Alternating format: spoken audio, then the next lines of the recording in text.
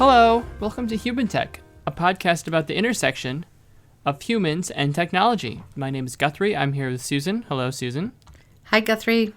And, I'm going to let you take the lead on this because today is we're getting into the weeds just a touch. We are. This is definitely weedy. Yeah, so I will let you take it away. Really? You want me to introduce this topic? Sure, take it away.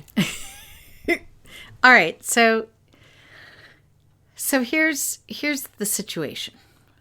The situation is that if you're someone who has a product or a service, a digital product, and you want it to be successful, you want people to use it, you want it to meet your business goals, you want it to be easy to use, and all that stuff, right?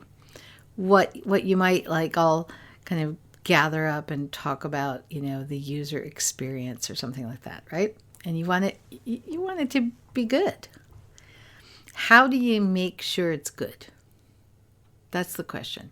And there are a lot of things that go into that, but what we're going to zero in, and like you said, we're going down way into the weeds. I just had this impression of being up in the sky in an airplane and then zooming down all the way into the details. We're going to talk about the process of doing design so that the design is great.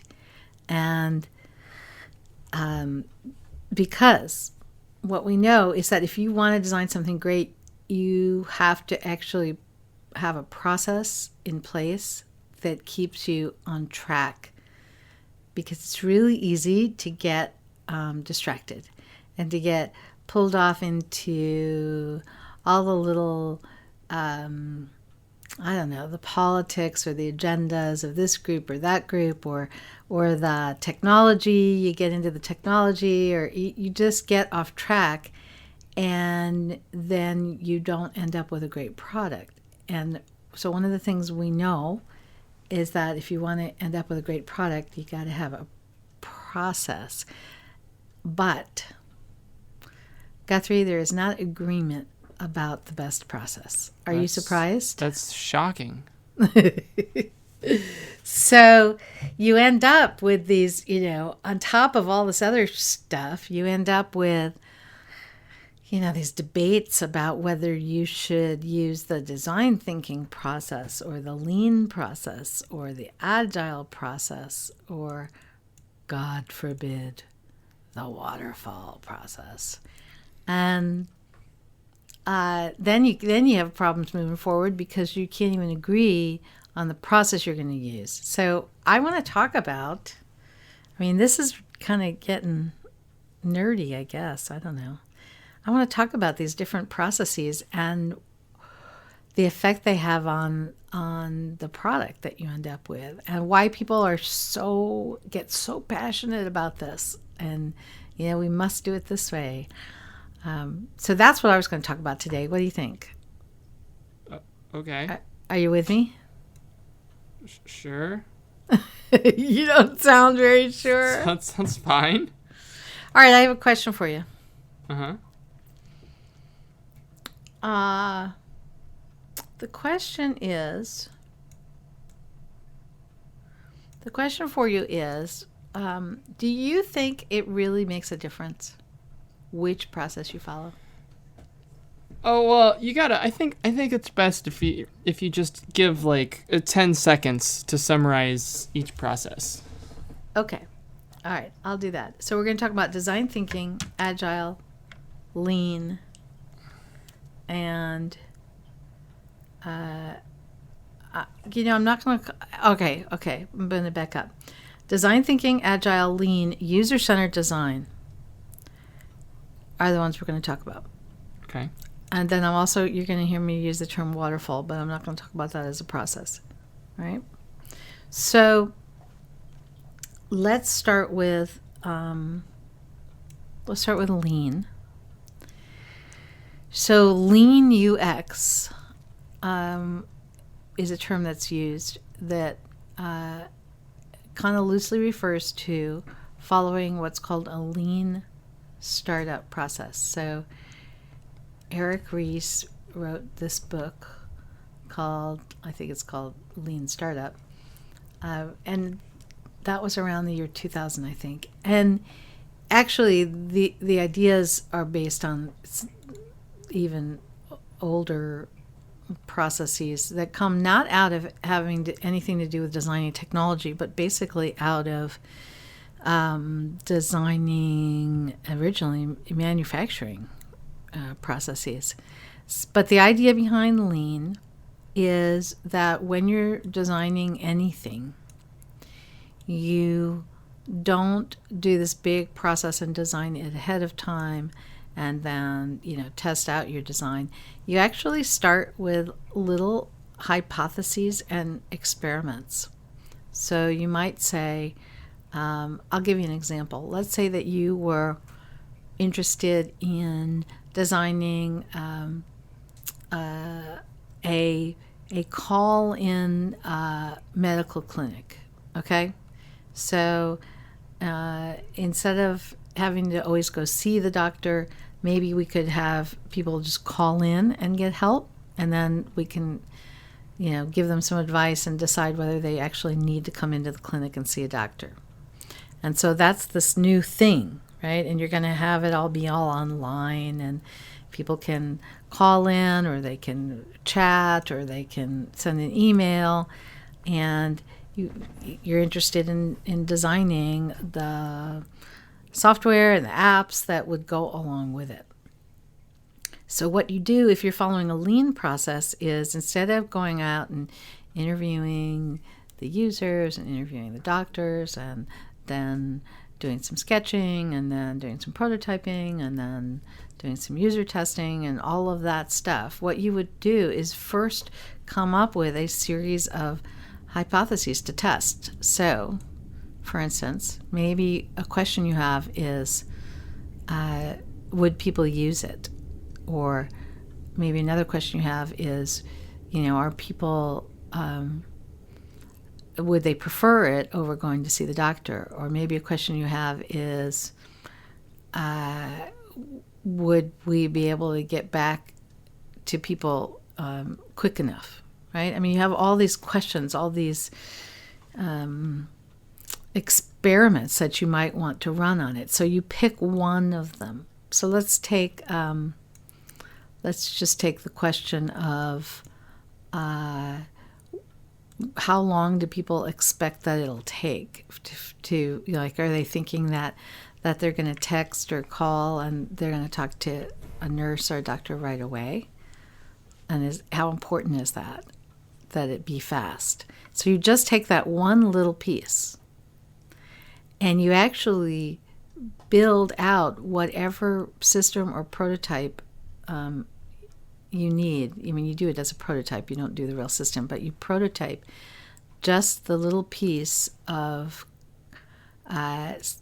sending a text to the clinic and getting an answer back, and whether that worked and people were satisfied with it and it went fast enough and they got the information they wanted. And you just prototype that little piece and you test it. And then what you find out is that people don't like it, or that they do like it. And then based on the results of that test, you pick another thing to go experiment. Or maybe you drop the whole project, or maybe you pivot and do something really different. So that's the lean idea, is that you just take one little theory at a time, test it out, design it, test it, and then you take another little piece and you design that and you test that, and then over time you're building up this full prototype, and that's how you design the system. That was not a 10-second explanation. I'm sorry, it was too long. But now you understand it. I hope everyone does. Yeah. Oh no! Do you want me to go back and do a short one? No, that's cool. Everyone really understands lean now. Oh, well, there's a lot more to it than that, but I'm going to stop there. So let me ask you, Now that you heard my very short description, what do you think would be the advantages and disadvantages of that process in design? See, it's tough. I have never worked on a design team. The truth comes out. I'm not a UX professional. Yeah. So when you ask me, blah, blah, blah, blah, blah, blah, it's hard because I'm not, I'm not hip with the jive of the UX stuff. I know, but in that way, too, you're not like, you don't have strong opinions about one. You're a fresh voice. You haven't been like pulled in one direction or another by these questions. So I'm just asking you, what do you think would be advantages or disadvantages of following that process? Okay.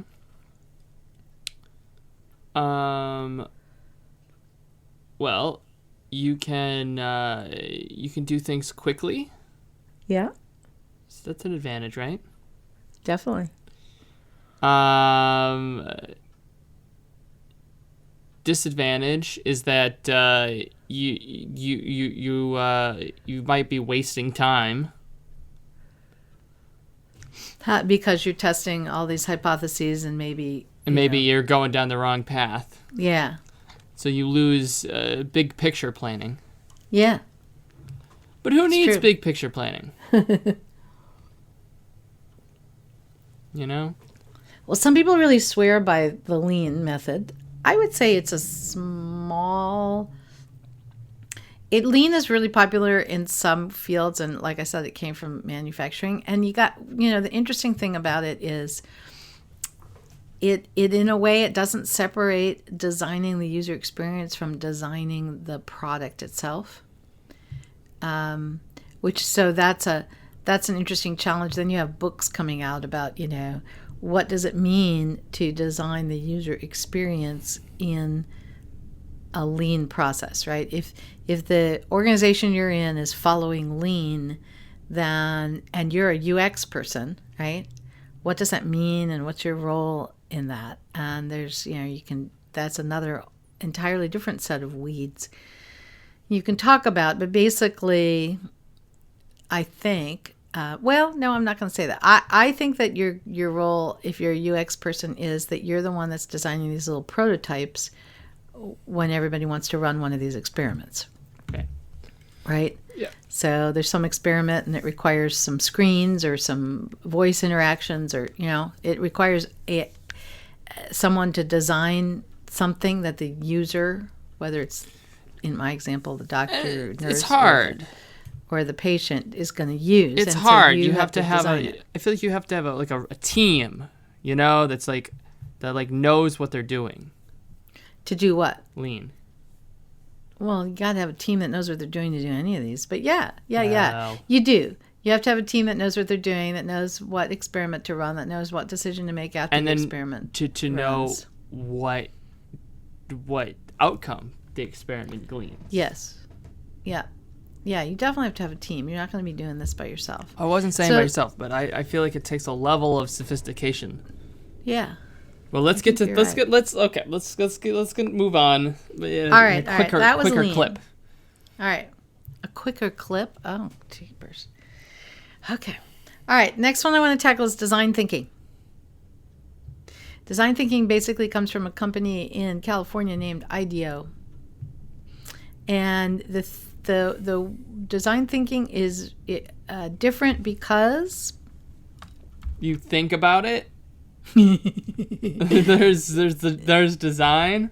No, it's different because the whole focus is on what can we design that uniquely serves the user. It's like you put all of your emphasis on the user and hardly any emphasis at the beginning on like, what does the business want? It's all about here's a problem the user's having. How can we solve that problem?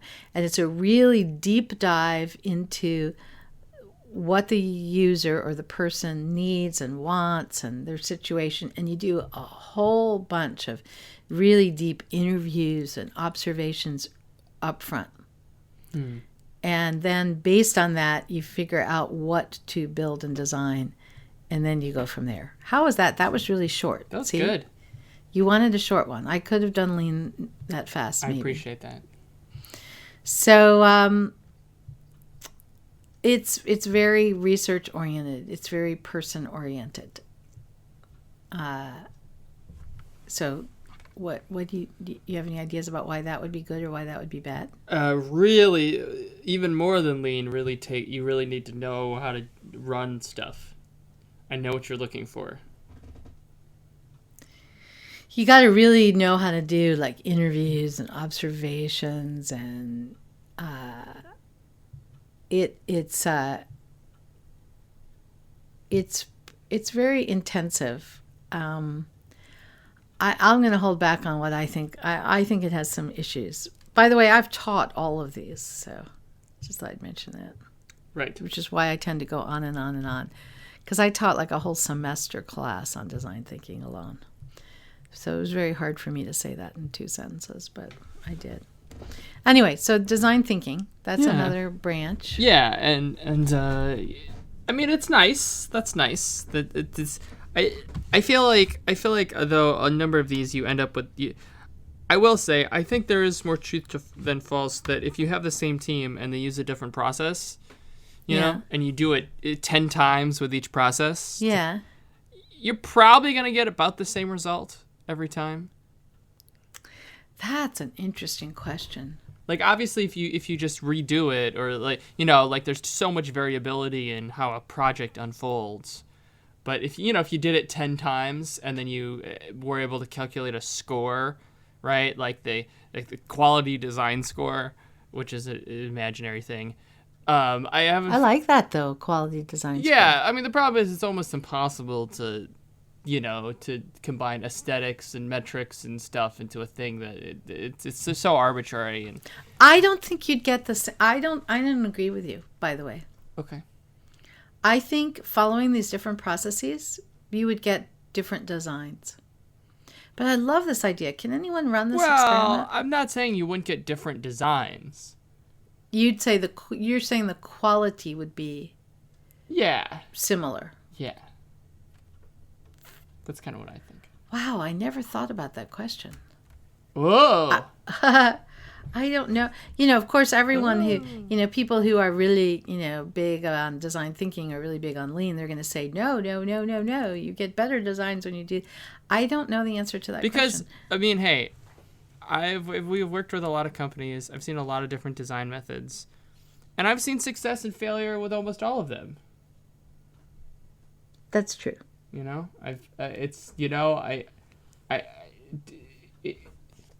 It's hard to tell because some places, so once we get into agile, which is the winner, by the way, the world is swinging towards whatever that is. They're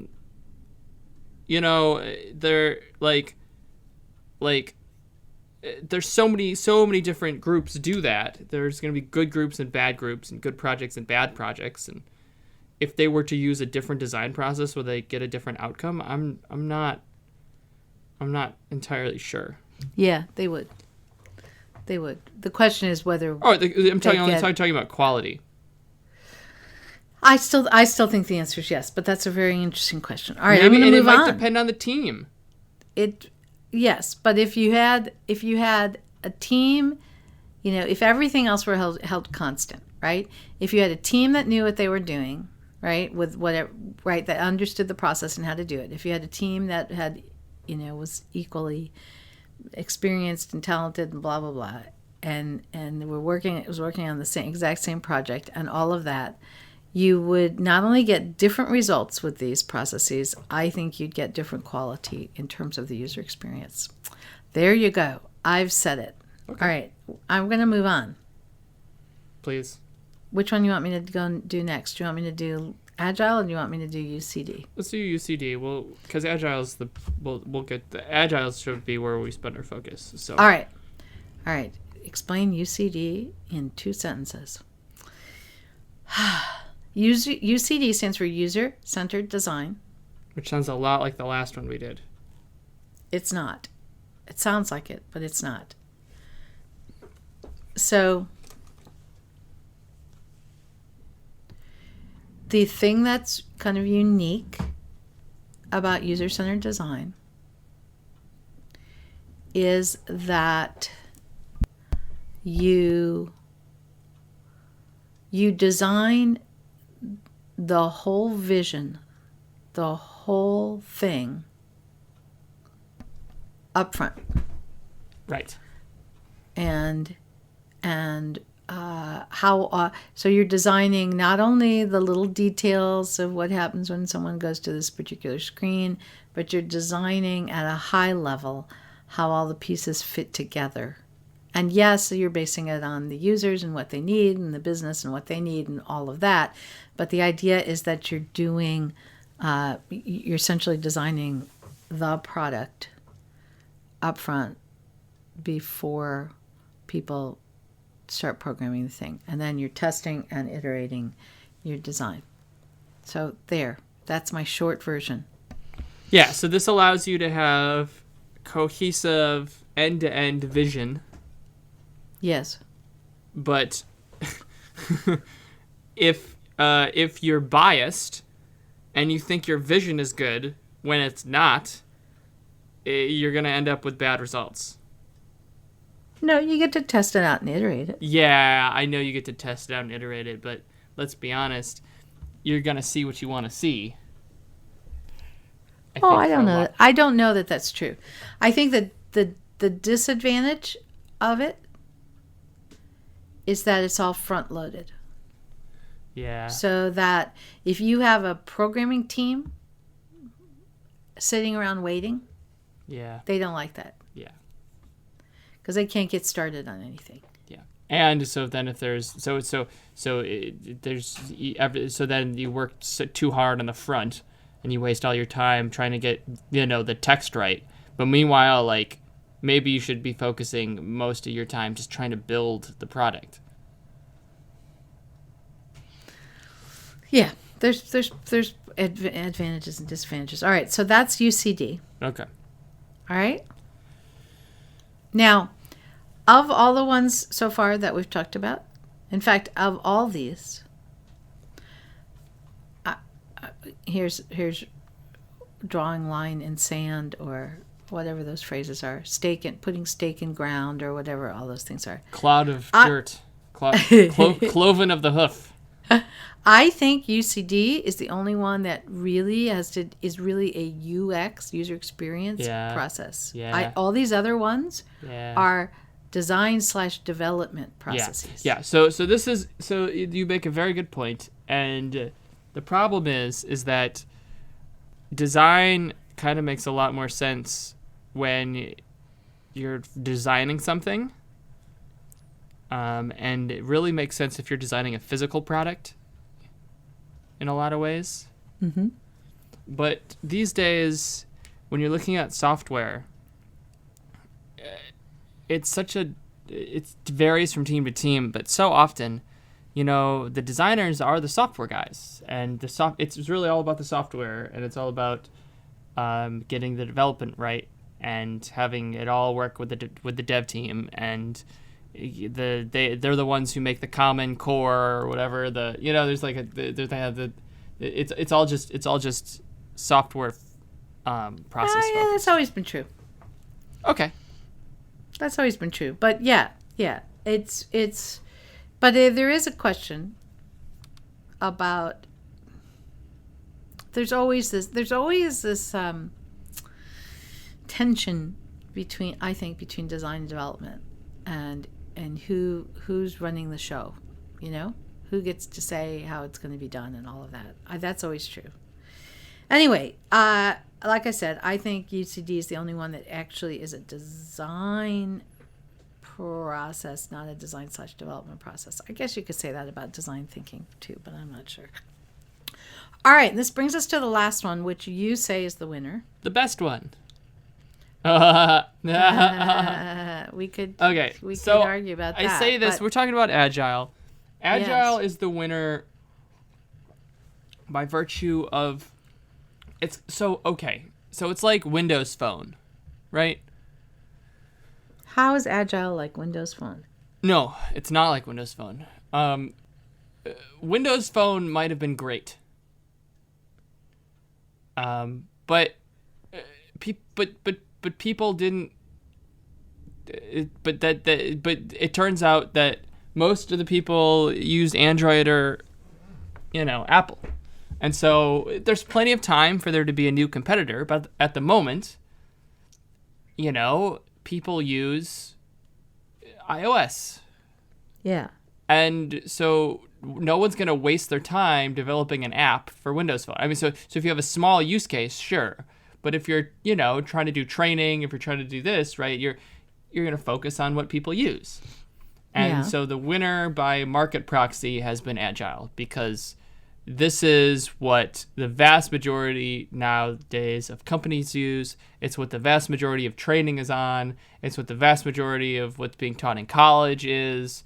It's just but the interesting issue for if we're talking about designing the user experience is that agile is definitely not a design process. But that's from the view of a UX designer who's you. Definitely. And as an outsider, agile is a design process. No, agile is a development process. It's a process for actually creating the thing. It's a process for programming and development.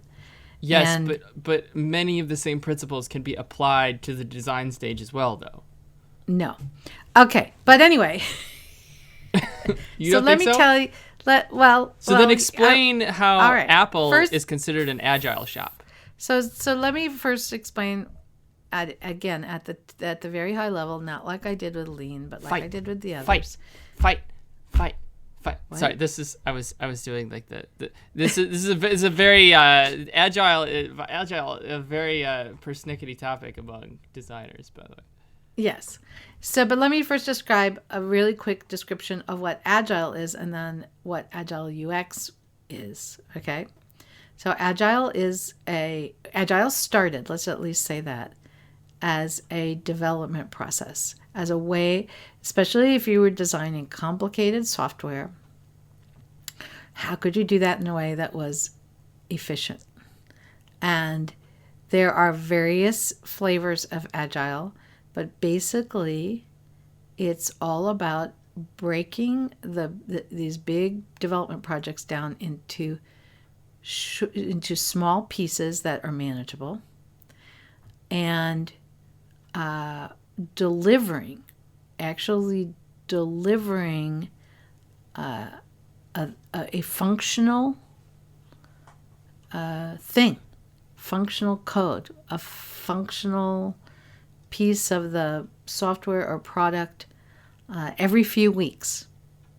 And so you put a team together, you work on a little piece, you create it, it exists, and then you go on to another piece, so that you always have a functioning product that you're adding pieces to, rather than the old way, which was, we're going to go off and develop pieces of code that don't function yet because we don't have this other piece of code, and we don't have this other thing, and we don't have this other thing. Well, and so, 18 months go by before you have anything that works. And this is why I was trying to say what I was saying earlier. This is the crux of the point, is that so agile gets really, really great results on bad teams.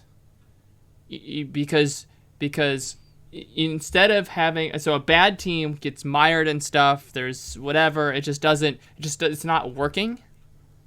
It's not run very well. And agile, like the babysitter, forces the team to actually create a product, which at the end of the day is the only thing that you're trying to do anyways.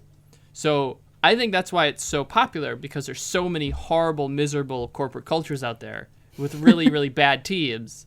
and they do agile, and all of a sudden they get all these great results because you've turned the dysfunction into you horn shoe it in, and you force them to actually create something. And that's better than, we everything's delayed and we couldn't create it, so then we scrap something together at the last minute. Yeah, I agree with you. And when you say bad teams, I mean, I think, a lot of things can contribute to a team having problems, and a lot of it is the corporate culture. I mean, sometimes it's not the programming team itself, but they're getting it's the politics and the silos, it's the politics and the money and the research. right, whatever, so they get stalled. Yeah, I agree. And with agile, you're pushed. Like However, you're here's pushed. the thing, though. Okay, so let's say you have a good team that would have succeeded under a prior process. Yeah. I feel like a good team is a good team, and they have good designers, and they have good instincts, and they can use. They can actually really dig into the agile process and use it to do a lot of the stuff that would have made them successful in the other design processes as well. So I feel like regardless of what process you end up using, a good team is going to have good results, and a bad team is going to have bad results. But if a bad team uses agile, at least they have a something to show for it at the end. It's like a reality cooking show, right? Where, okay, maybe it didn't all go the way you wanted it, but at least you're handing something to the judges. Yeah, you have something on the plate, which is better than just throwing something on at the last second. That's a good analogy, I think. Thank you. Yeah. So and agile has. I mean, first of all, there are. I agree with you. I just want to add one more thing. Yeah. Agile is the. Actually, say your point, and then because I'm actually gonna. I might be shifting topics just a little bit. So actually, you should finish your point.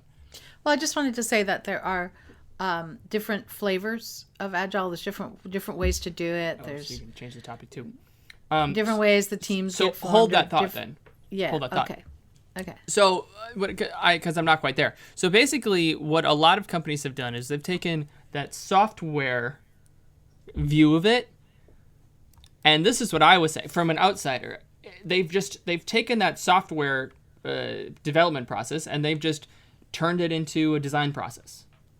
So, for example, by the way, and basically all the major companies these days are agile shops. Apple, Google. So Google has an agile methodology. I don't know if you've heard of it. It's called the Google's Design Sprint, probably modeled after someone. I don't think they invented it, but this is according to the internet. It's what they use. It has 5 phases: unpack, sketch, decide, prototype, test. So, right, so you unpack all the things you need to do in the design process. You sketch, right? You make sure everyone's on the same page. You come up with all your potential designs. You decide, right? You have decide day where you decide which way you're going to go based on all the sketches and stuff. Budget, users, technology capacity, that kind of stuff. You prototype, right? So now you've made your wireframes, blah, blah, blah, any of the other design stuff you want to do. You do testing, right? So you user testing, you got to be good at that kind of stuff. And then you do it again. So basically, from my perspective, that's a design process. Right there. It's an agile design process. Yeah, I don't think that does not. Yeah. So here we get into a really interesting thing, which is people have a lot of different ways they bring a team together and produce something, whether it's designing something, whether it's programming something, and everybody throws the word agile on it. And so you end up with probably thousands of different definitions. So you just described what Google does. There are lots of other people, if you read what their agile process is, it doesn't sound like that at all. Yeah. And then there's a question of what it sounds like, when it's described and written at somebody's website or in someone's document. And then there's what actually happens, which is not necessarily the same thing. So everybody's got this word agile floating around. And one of the big problems with it, I think, is that, Okay, let me back up. If you said you were doing a design thinking process, if you said you were following a lean startup process, if you said you were doing user-centered design, UCD process, and you had experience in any of those, and then you showed up at a new organization as a new employee, and they said, oh, we use lean, or we use design thinking, or we use UCD, and you had experience with that, although I'm sure they don't do it exactly the same, you'd be able to just fit right in and know exactly what, it would be pretty clear what was going to happen next. If you say that you have experience at doing agile UX or just agile, and you show up at the next organization, who knows what they're really doing? I have seen agile where that doesn't work at all like you just described. So I think the term is, unfortunately, everyone says they're agile. Everyone says they have an agile development shop. And yet, when you look at it, they're doing things really differently. I mean, even, we have a dear friend, Dean Barker, who we need to get on and talk about agile. And he really, he knows a lot about agile development. He knows a lot about agile UX. He leads, 200 UX people at a large corporation doing agile UX. And even he would tell you, okay, here's 4 different ways that agile is done. I mean, he's summarized the 4 different ways. There's probably 400, but these are the kinds of ways that people, these are the sub-agile processes. So, if the official version is that there's 4 or 5 different ways, like I said, there's not consistency. But that's okay. That's it. It's that maybe. It's that flexibility. You're trying to get it, as fast as possible. You're sprinting, and there's no right way to, just as long as you're going fast.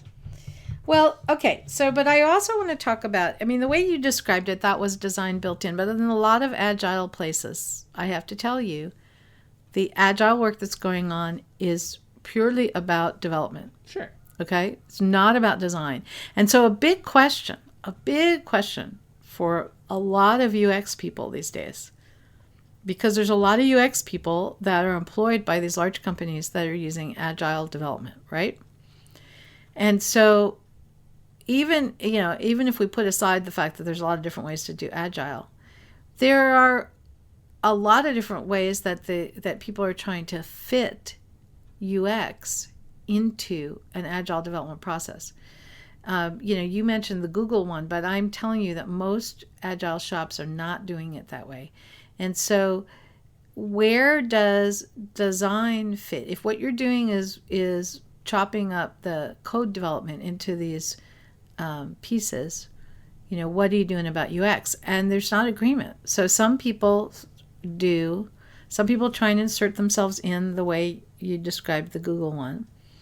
In other places, sometimes that's not the way they do it. Development is off doing their own agile thing. And so in some places, they want the UX people just kind of to sit in and help when they need something, when they need a thing, when they need input from the user, or they need to display output to the user, then they want the UX person to be part of that particular sprint and design that screen or page. Sometimes they want the UX person to have done the design ahead of time. So with using, UCD or design thinking or something, so that when the development team is ready to work on something, they can turn to the UX person and say, so what do the screens and pages look like for this part, because we're ready to program it.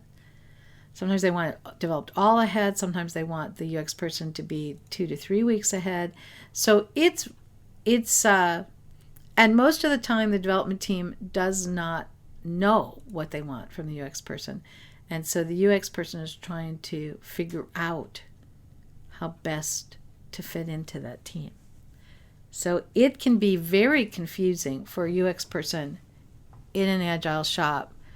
The agile people, development teams might know how they want to work with them, and they might not. They might be open to the UX team saying, here's how we can work together. They might not be. Yeah, but these are the same type of teams that are not going to be doing. They're not going to have a bunch of UXers doing a lean methodology, anyways.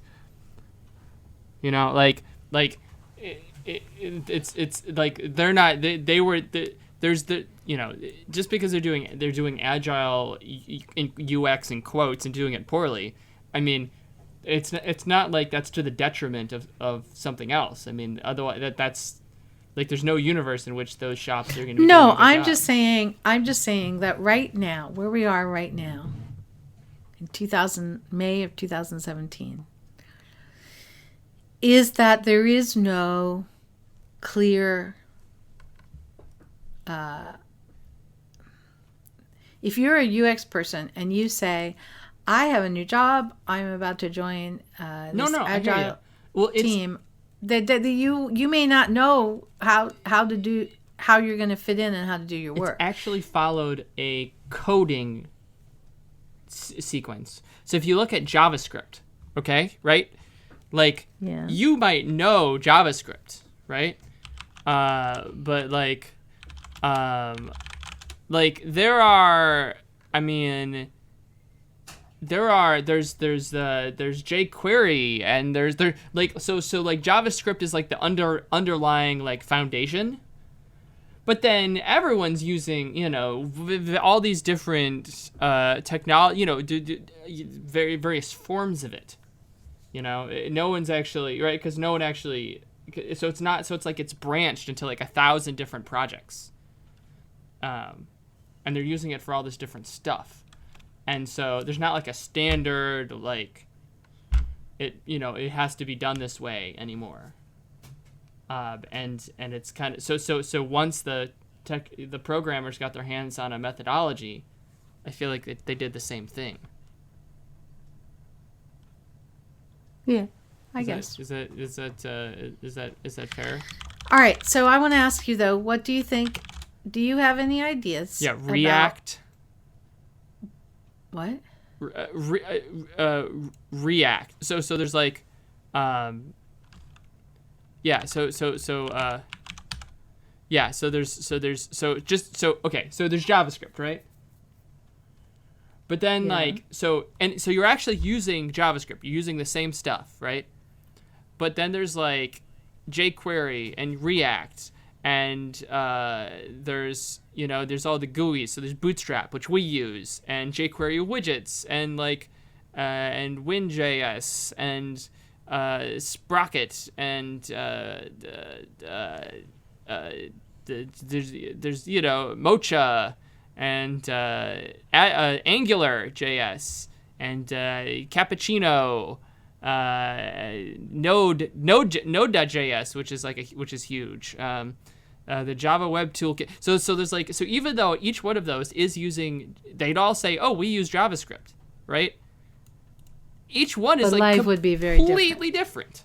I know. I understand that. It's a very soft. But here's the question for you: what do you think what are the advantages and the disadvantages, not from a programming point of view, but from a UX point of view? Do you have any guesses about Agile? Yes. Yeah. So it's so on the pro is that you're actually using designers in places where they would have basically no input. There is some they toss it to them a little bit. And so I feel like there are good design ideas that get incorporated in ways they would not otherwise be incorporated. Okay, what's the disadvantage? I mean that basically you're just relying. At the end of the day, your design will be as good as the programmers who are coming up with the final prototypes. Well, I want to interject what I think what the challenge is, depending on how you implement UX within Agile. Okay. This may be a problem, it may not be. But when I've had experience doing it, because I've been the UX person on Agile projects. It was a while ago, but I did it.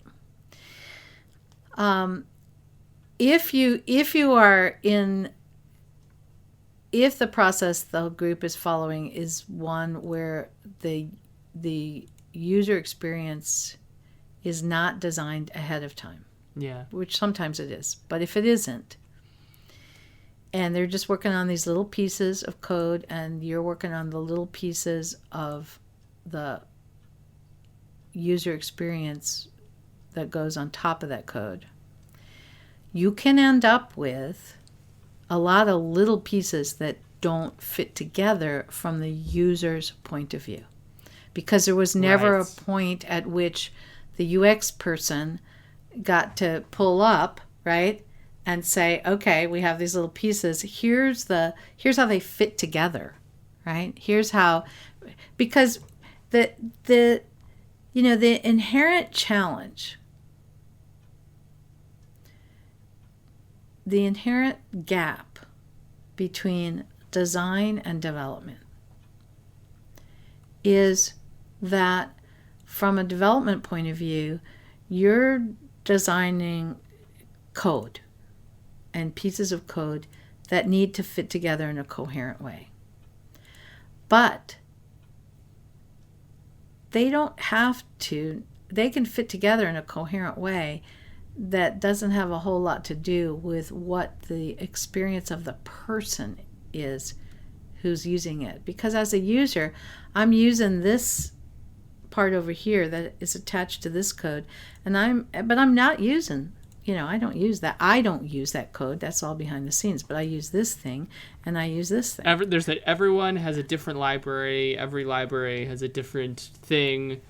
Each individual team is using a different something. And user experience in a way is, when you're designing a user experience, it's kind of like Disney World,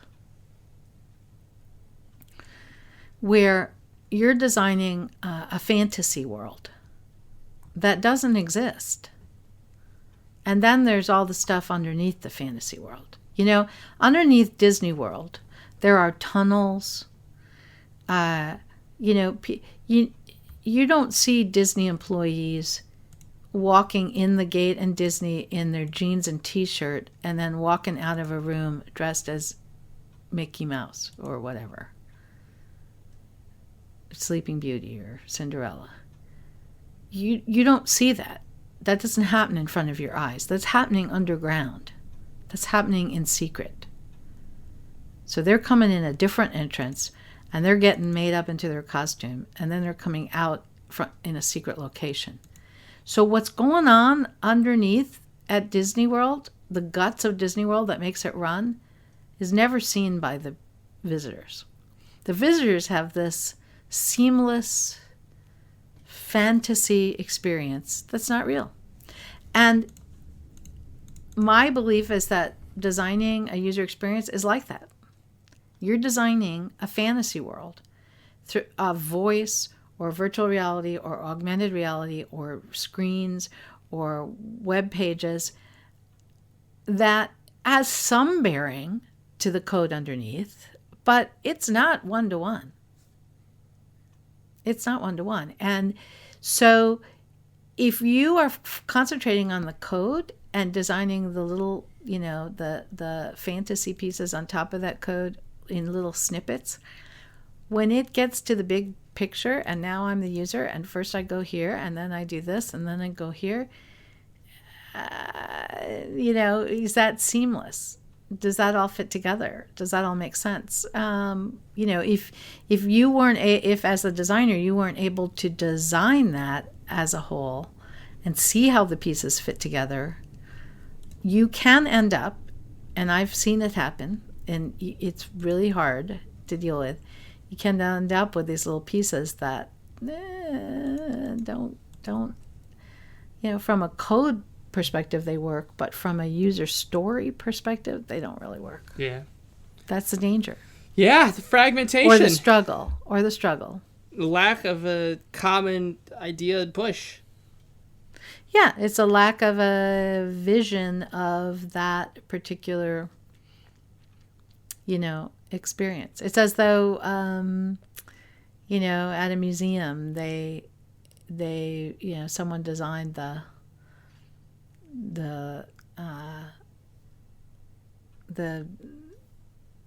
Impressionist area, and someone else designed the modern area, and then you can't get from one to the other, and it doesn't make any sense.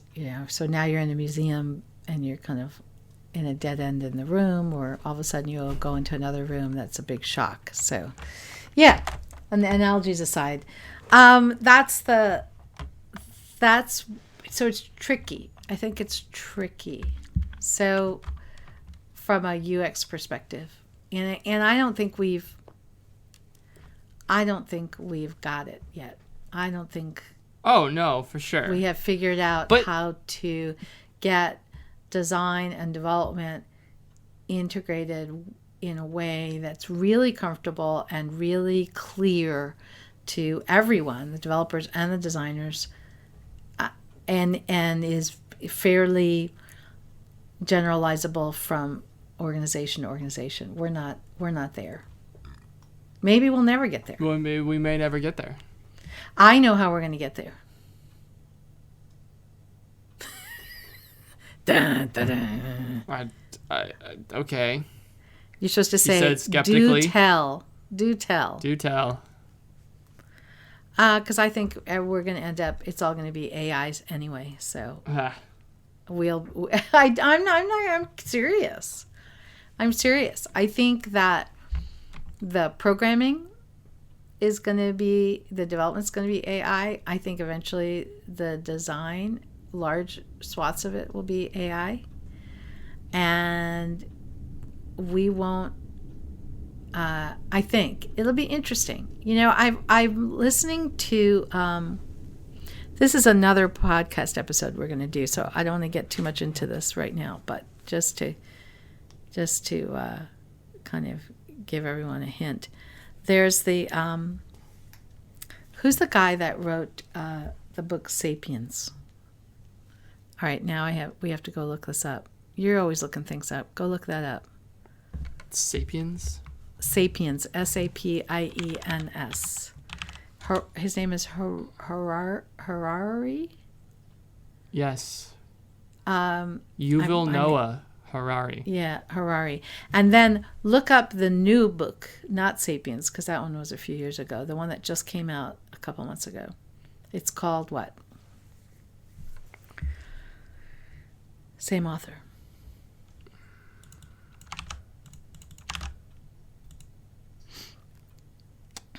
I just heard an interview. Homo Deus? Homo Deus. Right. So, I just heard an interview with this author. He's amazing. This was an interview that Ezra Klein did with him.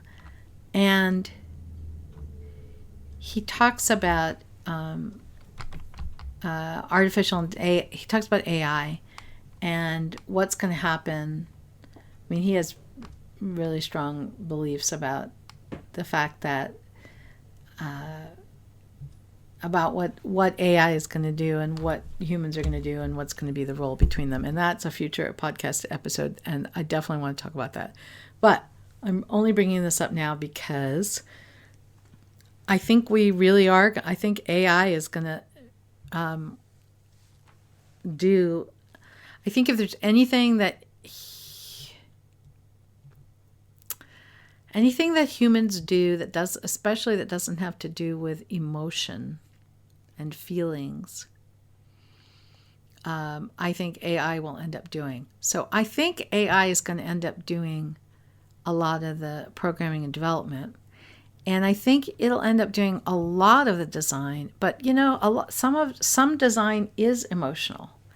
So I'm trying to figure out how much of the design, but I think I think probably 80% of the design work that UX people do right now could be and will be done by AI.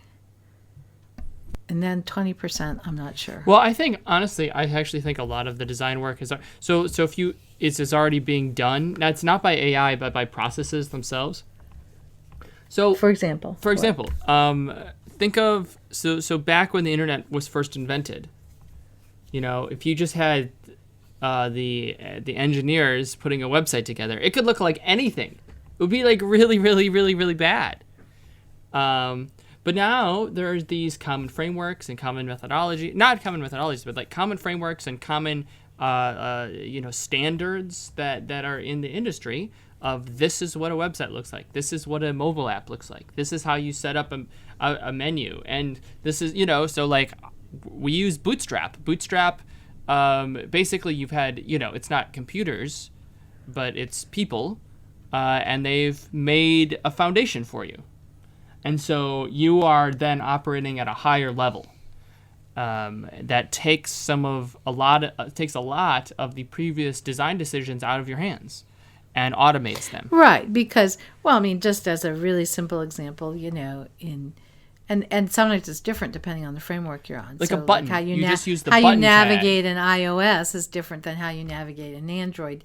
And you as a designer, I guess you could try and put an iOS type navigation scheme on top of Android, but that would be dumb. No. And so, but like literally, so just okay, because I don't know how much you know about Android coding, but when you're coding it for like apps, and I think apps really accelerate the process.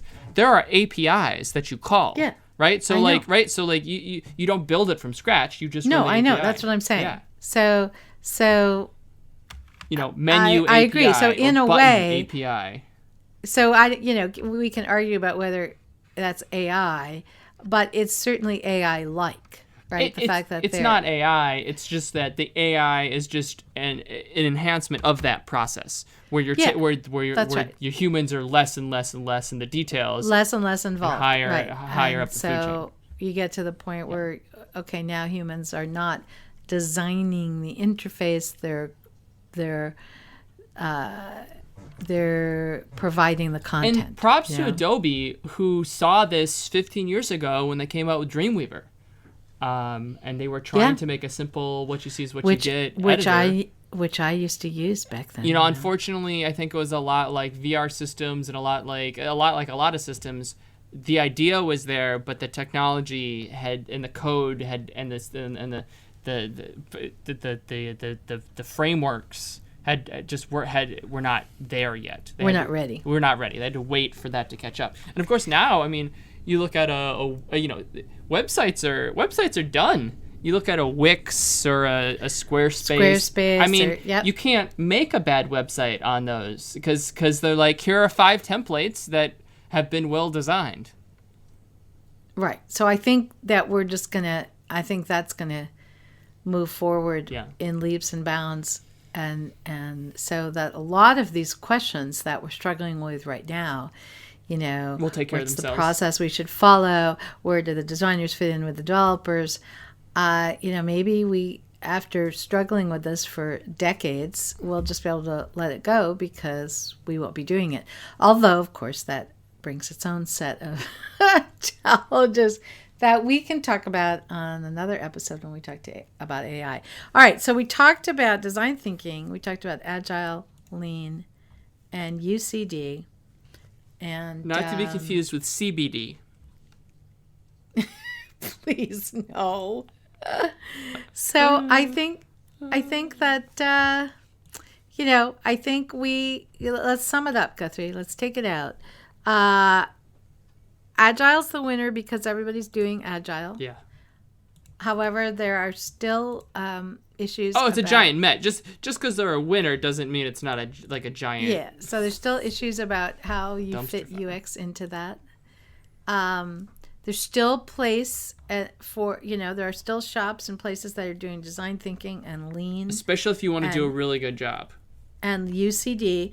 I think especially if you have, I think design thinking, lean, UCD are being used when you're doing when you have a small thing. I mean, agile is about big corporations designing big, complicated products. I guess that's not true. Even like little startups use it. But I think there's a place for the others. And I still teach them, and I will continue to teach them until AI takes them over, and until AI takes me over. And I don't have to be a professor anymore because the AI robot is teaching. But, it's still kind of a mess. It's still kind of a mess, but that makes it interesting, right? Mm-hmm. And do you know which one of these is really my preferred one? Yes, I do, but why don't you just tell everyone anyways? User-centered design. Sorry, I still love it. It works as a design process. In post-production, I'll edit that out with agile, and then will be more popular. Luckily, you don't do much post-production on these. My favorite podcast is episodes. Agile. Agile. Well, Guthrie, it was. I think agile is my favorite.